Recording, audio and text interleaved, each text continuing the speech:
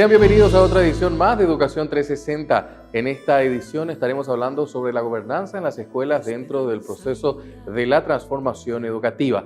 Tendremos como invitado a dos personas referentes, el caso del embajador Juan Andrés Cardoso, como también el del político y docente ambos, Emilio Camacho, analizando la perspectiva sobre la gobernanza también y la importancia dentro de este proceso de transformación educativa. Con la música Esperanza y Fe de Elisa Abogado de fondo, vamos a la primera pausa. A la vuelta, seguimos con más. Tierra guaraní, por eso el dolor. Estamos iniciando la transformación educativa, mejorando tu escuela, tu lugar, tu aprendizaje.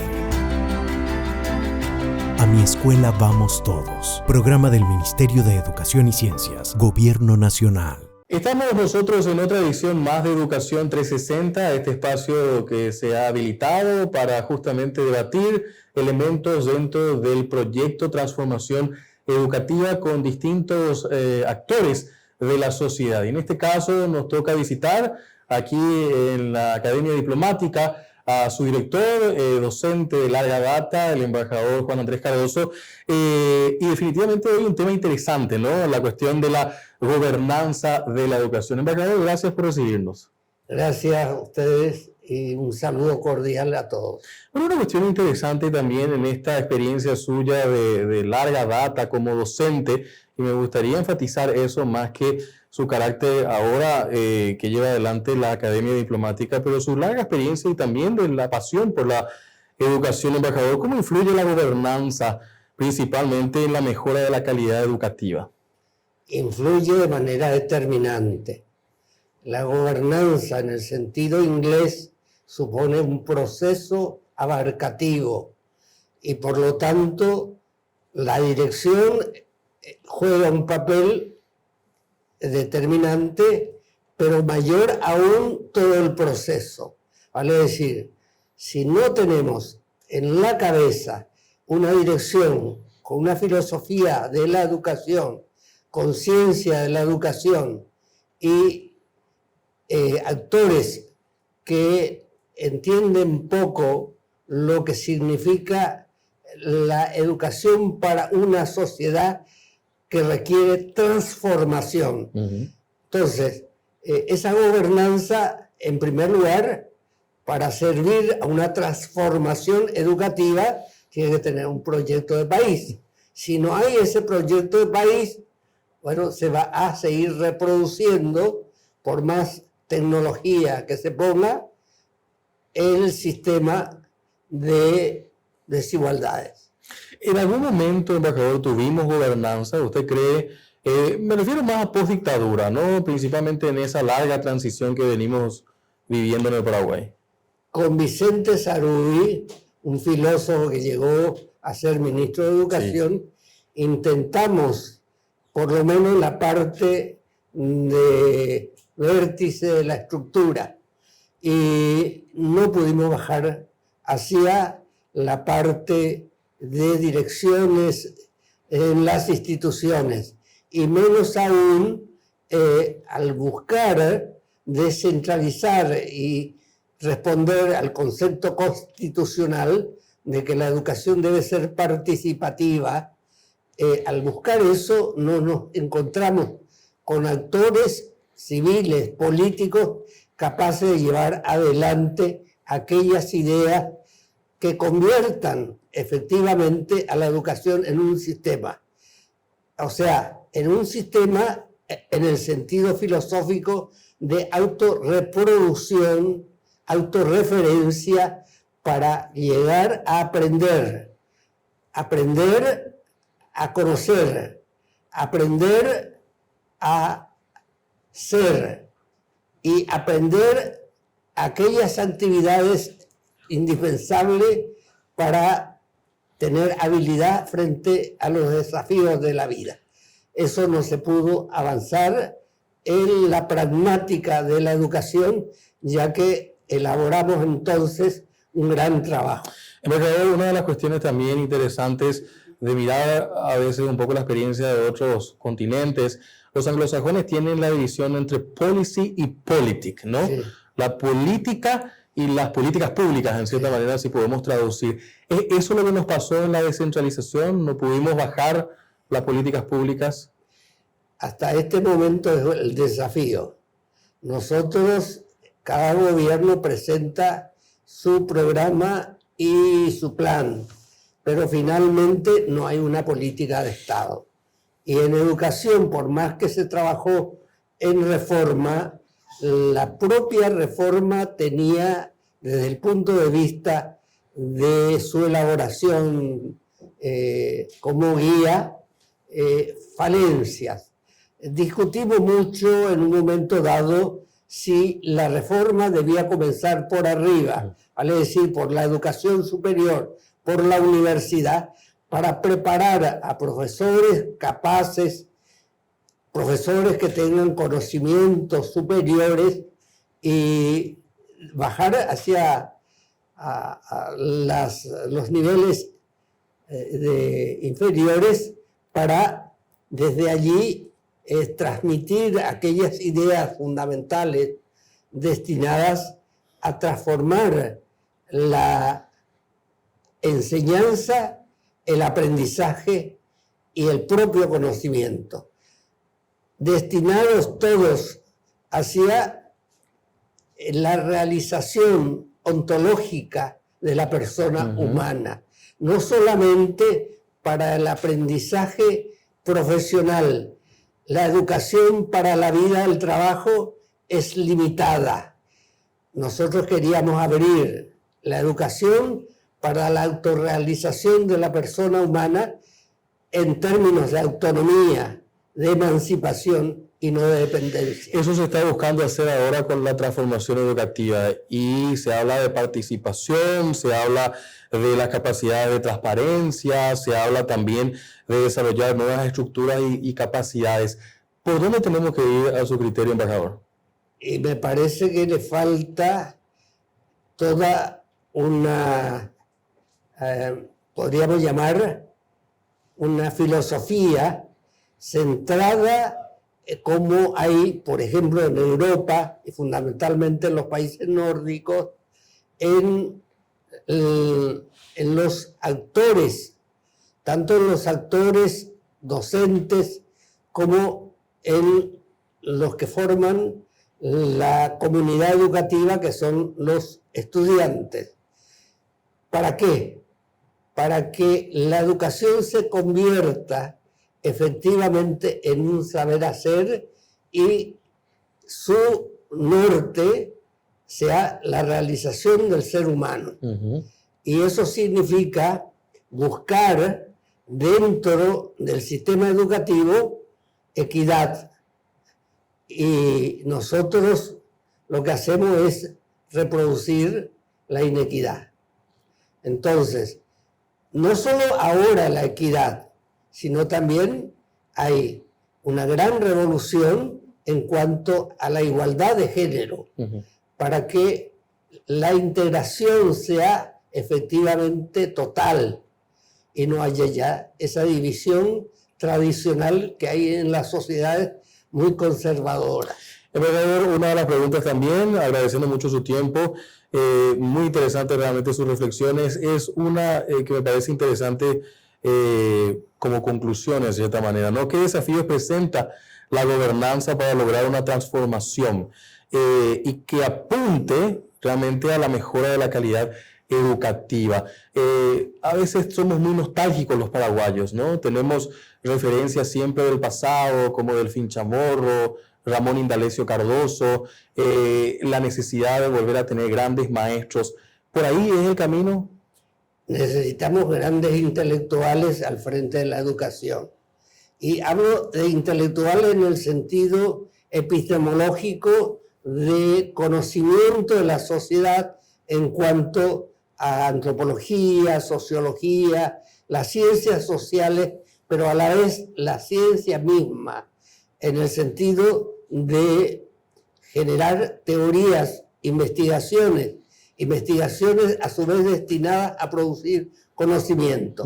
Si no tenemos un equipo que maneje eso el sistema educativo, es difícil que nosotros logremos que la educación en ciudades del interior, en pueblos, pueda avanzar. Hay en este momento la necesidad de llegar a descentralizar la educación. Pero ¿de qué sirve invertir mucho si no hay honestidad en el uso de los recursos financieros? Nosotros, para avanzar efectivamente hacia una transformación educativa, tenemos que terminar con la corrupción y fundamentalmente, con el problema más grave, que es la impunidad. Porque la corrupción subsiste por la impunidad. Y en la educación eso es la peor violencia que se puede hacer, no contra unos ciudadanos, sino contra el propio país. Porque sin educación no hay proyecto de país, no hay futuro. Y en ese sentido estamos llegando hacia el final de una administración en puertas de otra. ¿La educación tiene que ser una causa nacional? Debería ser una causa nacional. Y siempre lo va a ser si hay algún consenso como idea fuerza. Y ese consenso solo se podrá conseguir cuando la educación apunta a la movilidad social para terminar con la pobreza y la desigualdad. En Chile, por último, tenemos ahora un presidente que vino una revolución de los pingüinos, tenía ese nombre en aquel entonces. También los jóvenes tienen que participar en la mejoría de su calidad educativa, ¿no? Bueno, los jóvenes son potencialmente quienes protagonizan las reformas, las transformaciones. Uno de Calles terminó en algún momento con una parte de la corrupción en la Universidad Nacional. Los jóvenes tienen que empoderarse de los proyectos de educación y a su vez de una idea de país muy diferente al que tenemos. Un mensaje, embajador, para nuestra teleaudiencia del espacio de Educación 360 en materia de lo que significa esta gobernanza. ¿Qué le gustaría dejar como conclusión? Como conclusión es la responsabilidad inapelable, la responsabilidad más grande que tenemos todos los paraguayos, pero fundamentalmente los gobernantes, es apostar a la educación. Y esta educación tiene que ser transformadora en la medida que nos permita aprender a pensar y a producir conocimiento. Gracias, embajador, por su tiempo y por estas ideas tan interesantes también para nuestro programa. Con nosotros el embajador Juan Andrés Cardoso, director de la Academia Diplomática y un docente, hablando aquí en nuestro espacio. Hacemos una pausa, enseguida estamos con más en Educación 360.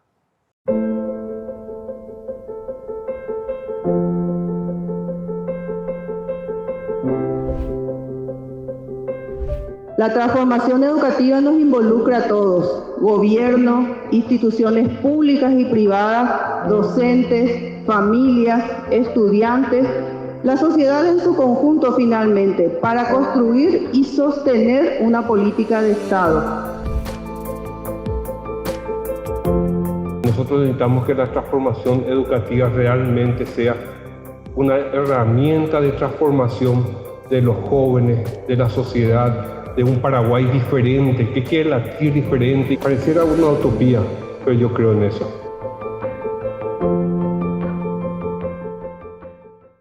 Volvemos luego de la pausa, seguimos nosotros en el espacio de Educación 360, lugar donde hemos establecido la posibilidad de tener a distintos actores para poder conocer también de primera mano y, por supuesto, en este espacio las opiniones de los mismos en materia de lo que significa el proyecto de transformación educativa. Hoy el programa es un programa interesante, hablando justamente sobre el tema de la gobernanza en la educación. Y hay un pequeño párrafo que quiero compartir con ustedes antes de pasar con nuestro entrevistado, que justamente dice lo siguiente: la construcción de un sistema educativo que asegure la calidad y la equidad a la luz de la educación para el siglo XXI demanda un modelo de gestión centrado en el aprendizaje.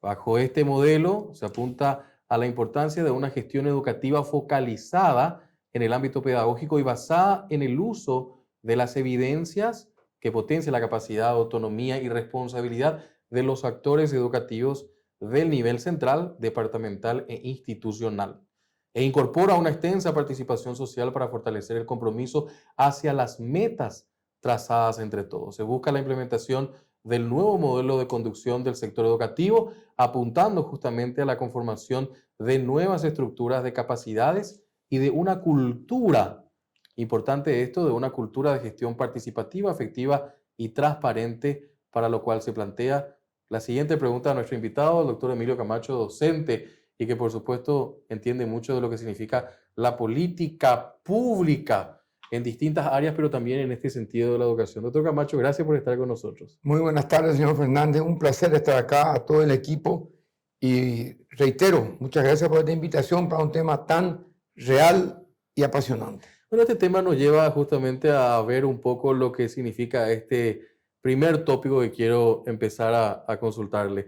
¿Cómo influye la gobernanza en la mejora de la calidad educativa? ¿Influye mucho, vital? Mire, para mí es vital. No quiere decir que si haya mala gobernanza muera, pero es vital, porque la gobernanza va a dar, primero, un plan. Segundo, previsibilidad del plan. Tercero, la estabilidad mínima que necesita cualquier gestión pública. Cualquier gestión pública necesita un cuerpo altamente capacitado, un cuerpo técnico, una orientación y previsibilidad en lo que se va haciendo. Eso solo se asegura con una gobernanza de igual sentido, estable, con objetivos claros y que se marque metas, así como se ha marcado la meta, ahora llamada transformación educativa, reforma antes, pero siempre el objetivo es transformar nuestro sistema educativo. En ese punto es fundamental la gobernanza. ¿En algún momento, a su criterio, tuvimos gobernanza educativa? Sí, yo sentí fuerte en los primeros años, en dos etapas. En los primeros años la ministra Blanca Ovelar, los primeros meses, yo estaba en el Senado incluso y había mucho diálogo, mucho requerimiento por los proyectos, por los planes. Sentí eso. En lo que es hoy sería la transformación educativa, reforma educativa. Obviamente podemos citar casos anteriores, que sería perdernos en el tiempo. Yo noté eso. Y también noto, en honor a la verdad, que varios ministros plantean esa intención, plantean esa educación, ¿verdad? Hoy yo puedo decirlo sin ningún problema, pues ya no está. El ministro Lunote planteó claramente, ¿verdad? Y yo comprobé, porque me tocó ser invitado en varios eventos, el intento por lo menos del pluralismo académico. Eso sí es algo que se veía poco.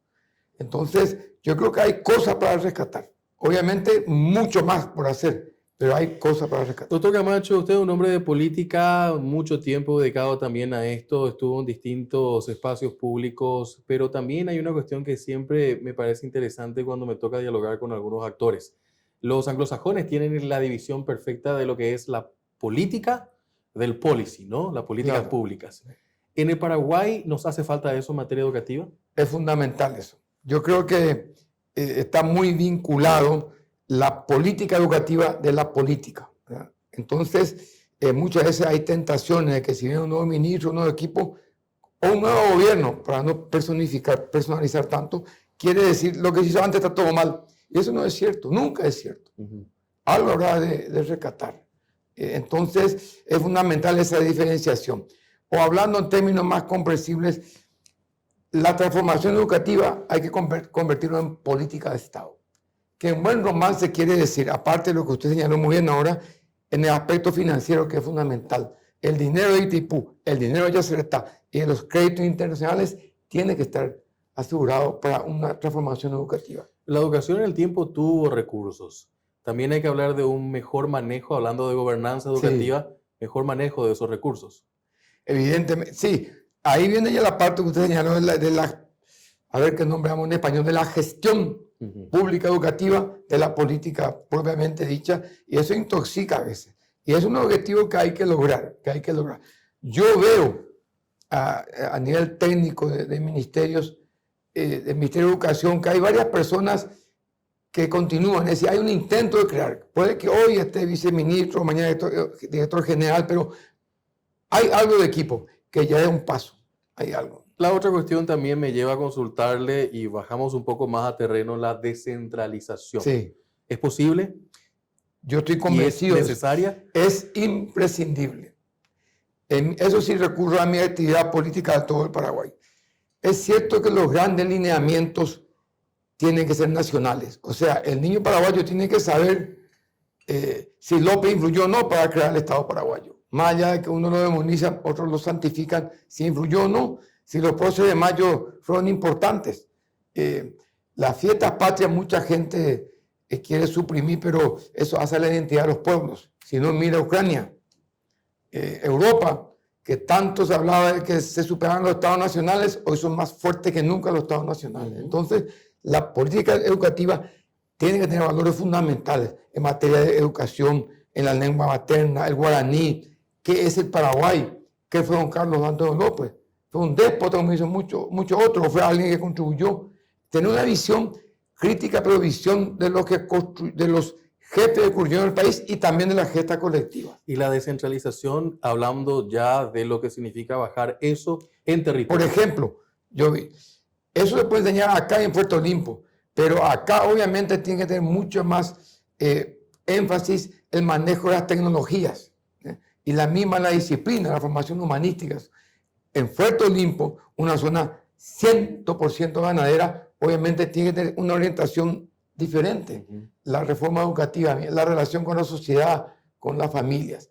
Y ahí entramos a otro punto mucho más polémico que está en la ayuda a memoria que me enviaron, cómo colabora la transformación educativa con la sociedad, con la familia, con los gremios, y cómo no, porque hay un peligro muy grave acá. No es que yo sea estatista, pero la política de transformación educativa la debe hacer el Estado, con participación de todos, pero la debe fijar el Estado. Y eso cuesta por la enorme presión de grupos, valga la redundancia, de grupos de presión. Pero tiene que darse esa interacción.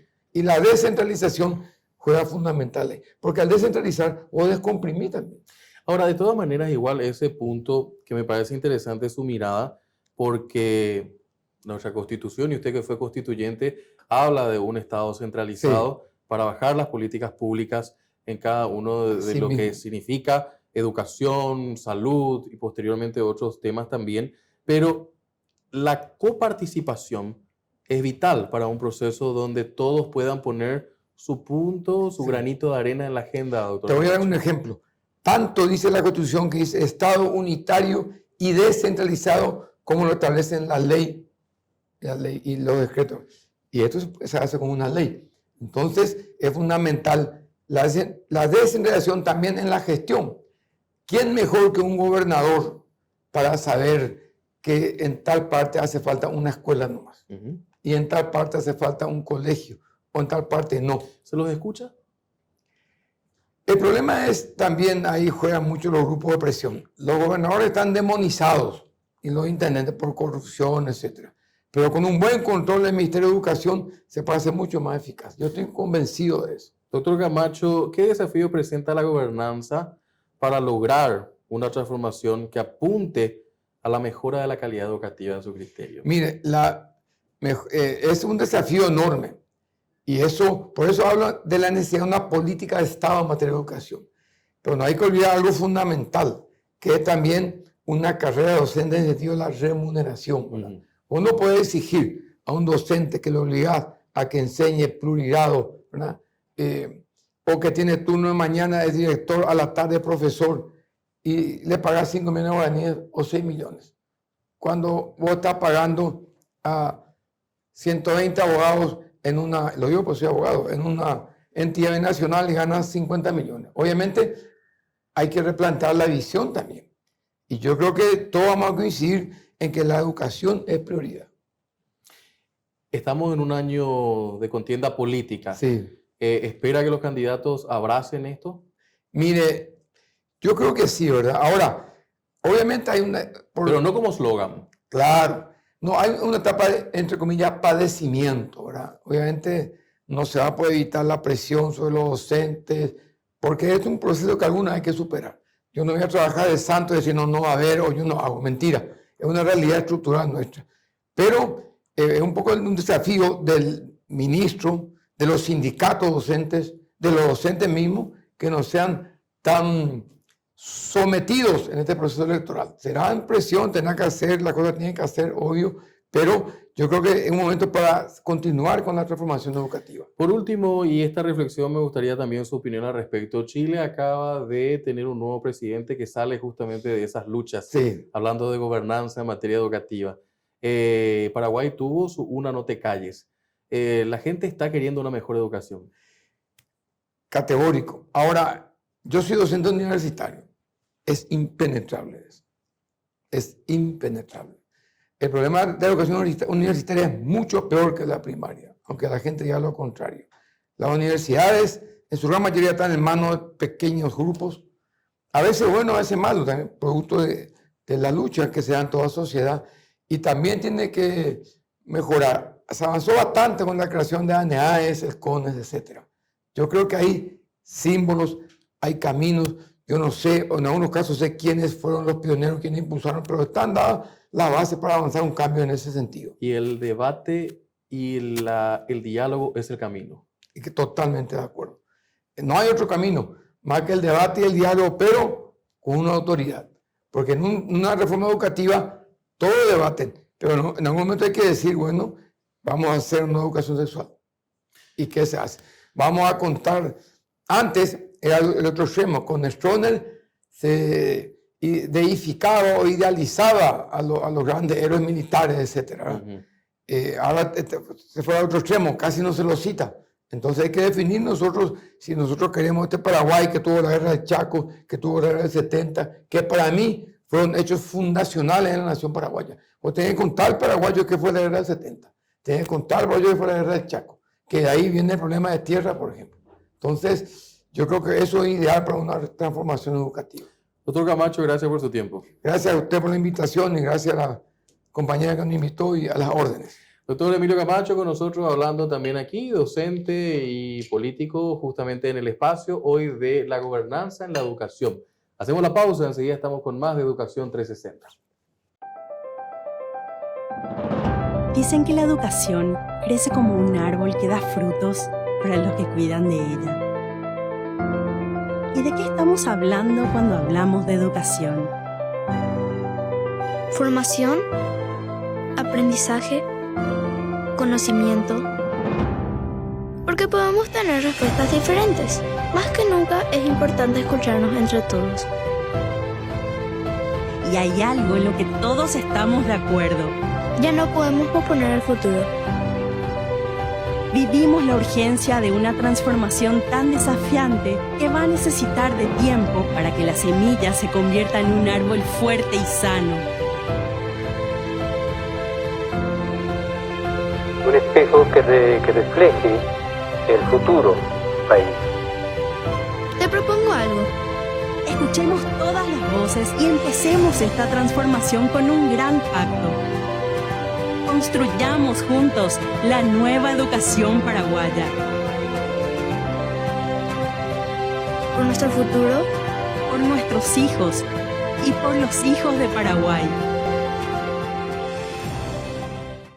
A la vuelta de la pausa estamos ya con nuestra editorial, conclusión del espacio de hoy, hablando sobre el tema de gobernanza con nuestra directora, la señora Rocío Robledo. Contigo, Rocío. Hoy hablamos de gobernanza en Educación 360. La gobernanza implica gobernabilidad, es la ciencia del buen gobierno y para ello es indispensable la participación de la sociedad en la toma de decisiones, de forma articulada y con roles preestablecidos. En su función formadora de personas íntegras y ciudadanos responsables, la educación precisa de evaluación y retroalimentación permanente para sus procesos de rendición de cuentas y de mejoras incrementales a lo largo del tiempo.